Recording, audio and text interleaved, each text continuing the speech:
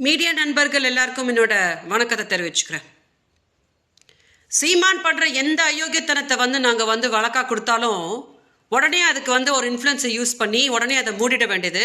அப்புறம் வெளியில நின்றுட்டு ரொம்ப இவன் உத்தம மாதிரி மீடியா கிட்ட இன்டர்வியூ கொடுக்க வேண்டியது.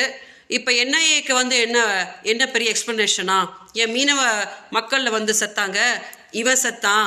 நான் தான் சொல்லிட்டேனே, அங்கே ஈழத்தில் உன் தங்கச்சிங்க கற்பழிக்கப்பட்டு இருக்கும்போது ஏன் தலைவரே இறந்த போதே நீ ஆட்டம் தானடா போட்டுட்டு இருந்த அப்படின்னு நான் தான் ஹையஸ்ட்டாக தமிழ்நாடு மக்களுக்கு சீமானோட யோகியதையை காமிச்சிட்டேனே. இன்னைக்கு என்னோட கேஸ் எங்கே நின்றுட்டு இருக்கு தெரியுமா? அதாவது அந்த எஃப்ஐஆரை ஸ்குவாஷ் பண்ண சொல்லி சீமான் ஒரு வழக்கு போட்டார்ல ஹைகோர்ட்டில். ஸோ செப்டம்பரில் போய் அட்டன் பண்ணிட்டு வந்ததுக்கப்புறம் இப்போ அதை அப்படியே அமுக்கி மூடி வச்சாச்சான். காவல்துறை கிட்ட கேட்டேன், சார் என்னோட ஃபோனை எப்போ சார் என்கிட்ட கொடுப்பீங்க அப்படின்னா, அந்த வழக்கை எடுத்தால் தான் நாங்கள் இது ஃபோனை உங்கள்கிட்ட கொடுக்க முடியும் மேம் அப்படின்னு சொல்கிறாங்க. சீமானோட வட்டாரத்தில் கேட்டால் அந்த கேஸை எடுக்கவே